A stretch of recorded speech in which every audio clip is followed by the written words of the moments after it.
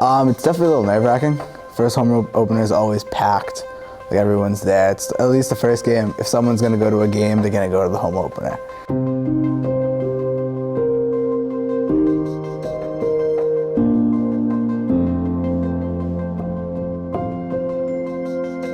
Don't know how much I'll be able to sleep tonight. I'll just be thinking about it. We only have 3 home games this year, and we have to make each one count.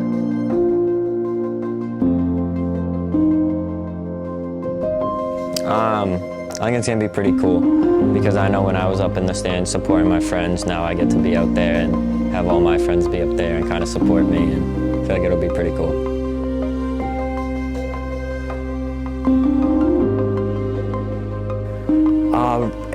Anxious, very, very anxious. Can't sleep. It's definitely something you gotta kind of prepare yourself for.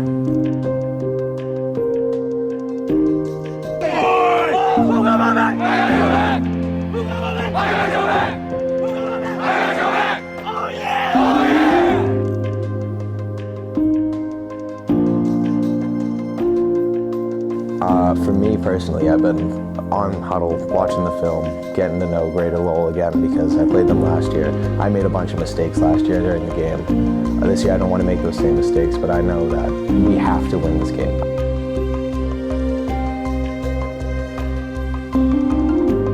It's a different kind of energy too, like even on the field, like you get goosebumps right before you get in, and once you make that big hit or get smashed, you're like, all right, I'm in it, let's go.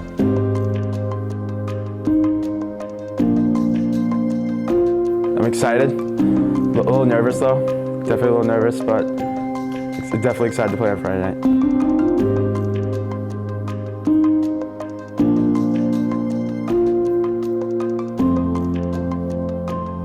You're always excited until you step on that field, then you get that gut feel and you're like, oh yeah. You're the better team, let's go.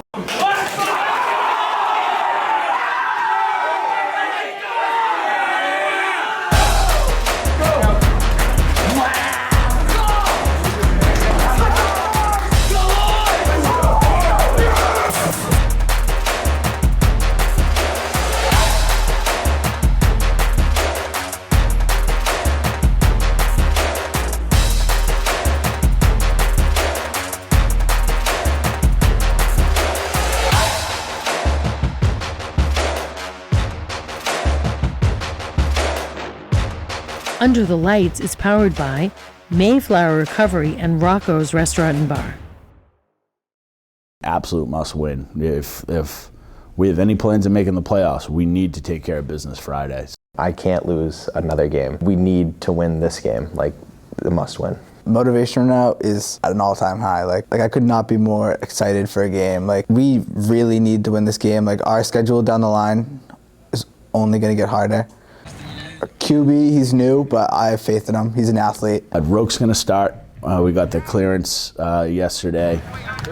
Yesterday morning, I found out a couple days back I had a conversation with the principal and kind of had to figure it out with him and Coach Ingram, Coach Amico, and kind of get together and figure out when I can play, and we found out I can play. You know, one of my coaching idols, Bill Parcells, always says, you are what your record says you are. We're an 0-1 football team, and we are every bit deserving of that right now. But it's a must-win game, very important. We need this game if we want to make the playoffs.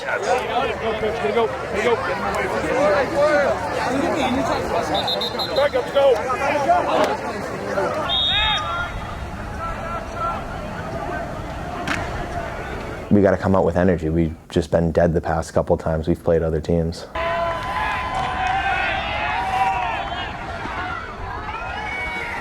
Steps into the ball.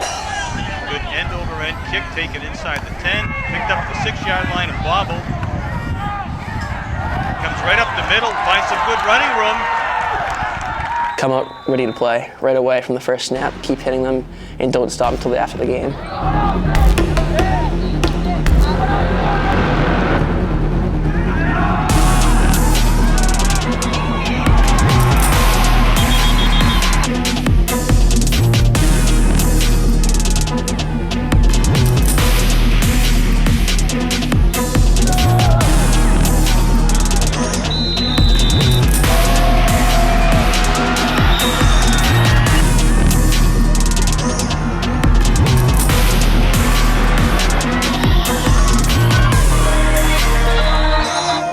it. Honestly, I've been trying to get Jacob back with us for years now because I played Pop Warner with him. Then we played that first year of high school together. I mean, we were both injured. Like, I got injured early on, he got injured later on, so we couldn't play mostly together the whole season. But like, I've always wanted Jacob back because he's an extra piece that we could just add and always have. Really athletic and talented. It took a lot of convincing to try and get him to play. Like, originally he just wasn't going to play. We convinced him. I mean, he's a great athlete. Kind of hyped up. I feel like it hasn't settled yet. I don't know. I feel like I'm getting a lot of adrenaline. I feel like the adrenaline's starting to pump a little bit, feeling that I'm going to get the home opener and got to perform.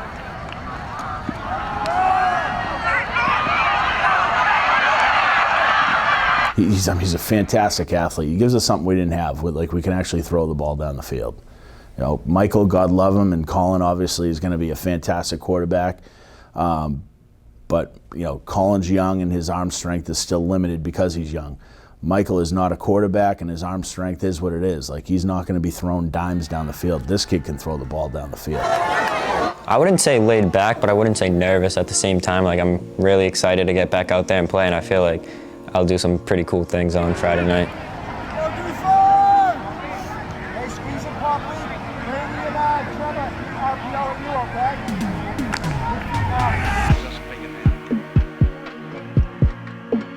Second and 2. Sprints out to the right, finds good running room across the 30 to the 40.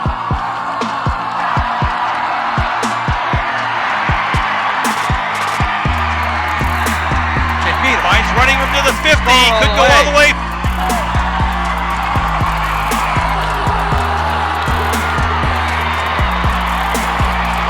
40-30. Jake Roque at the 20, 10. And his first varsity touchdown for Wilmington High School, Jacob Roque. I can tell you something. There's the athleticism and the speed that they were looking for. Great read here and cut it outside.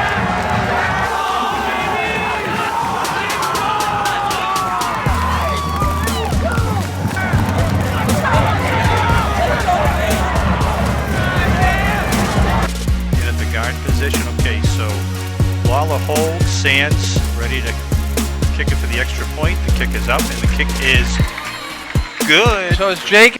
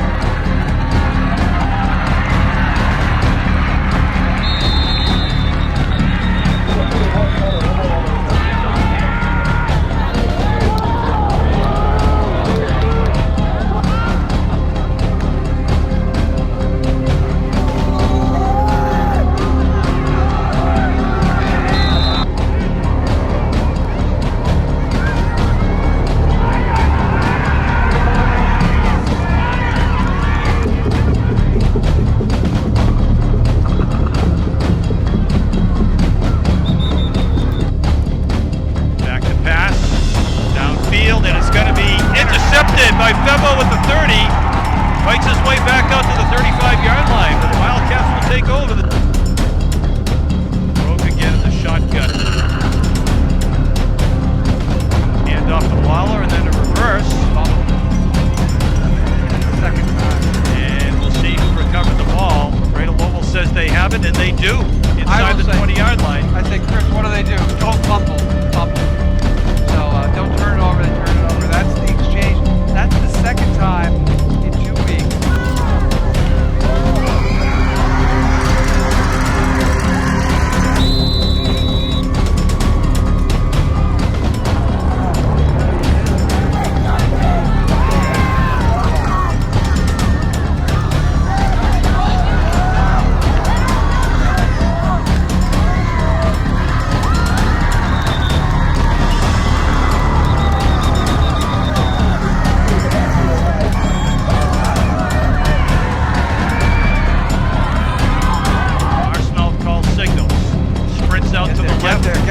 pressure's on, and it's going to be caught for a touchdown.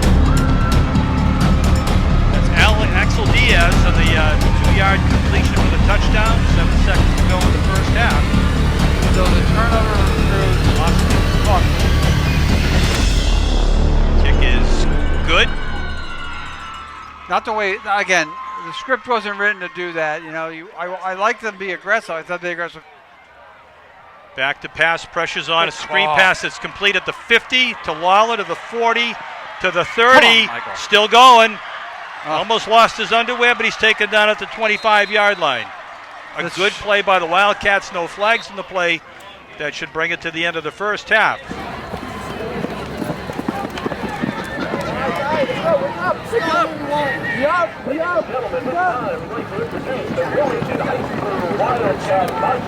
Fellas, it's a 4-quarter game. You got to keep playing.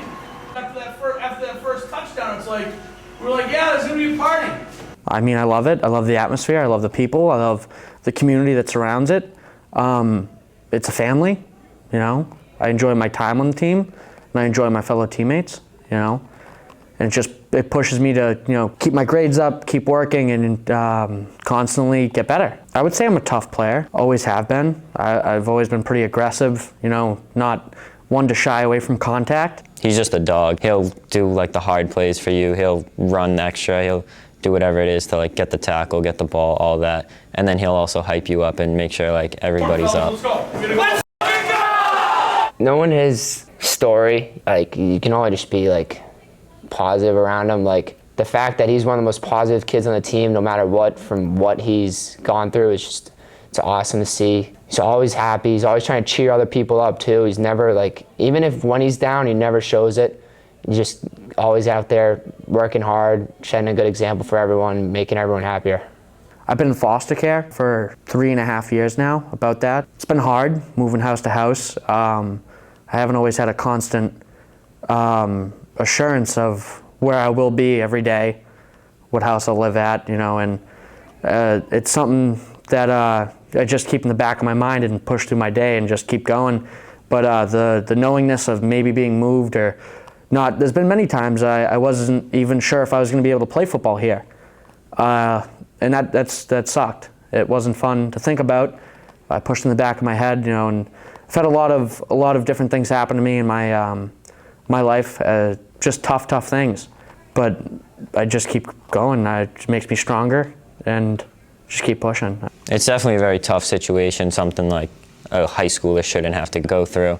But he's an animal. He's powered through it, and he kind of puts on a front where like you wouldn't expect it happening to him, but I love him. He kind of handles it really well. He's a tough kid, really tough kid. I obviously feel a little bit bad for him, but I love the way that he's able to push, and he's always making us laugh. He's just always the happiest guy. I love him for that. Started going to school in like 2nd grade here. Been here ever since. Moved to Tewksbury, then got put into foster care. And I've just been kind of fighting the DCF system and the school system to stay in Wilmington, which has been very hard, but you know, luckily they allowed me to stay. Wilmington is home. It is my home. If someone were to say, where are you from? I'm from Wilmington. I've lived here for almost my whole life.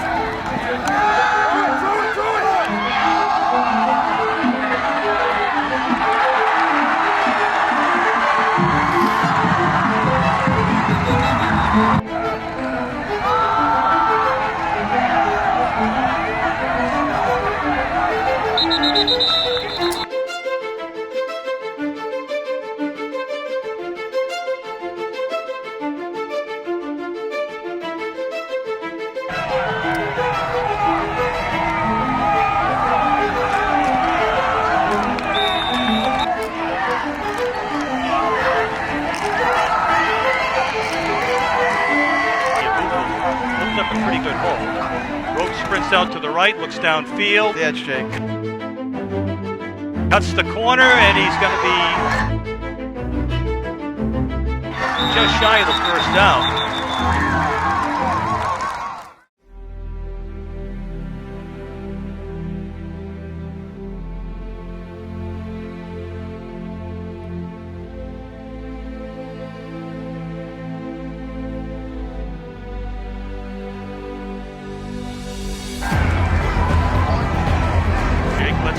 It's going to be Good complete. catch. 38-yard Spencer, line. I think. Good job.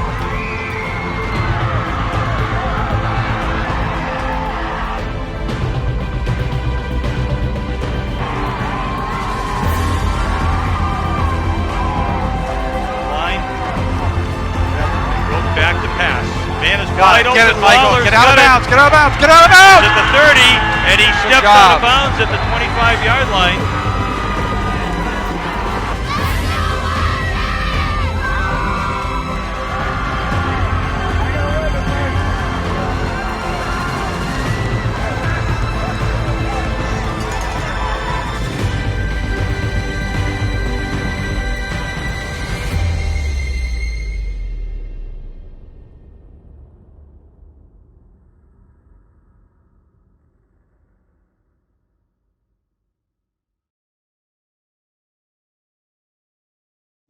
Kids played really hard.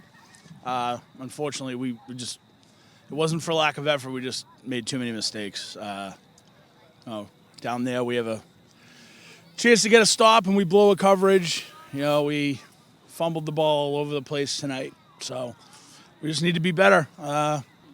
Certainly doesn't get any easier coming up here, but like I just told those guys, it has more to do with fixing us and fixing Wilmington than it does anything to do with who we play or that nature. So we just got to be better.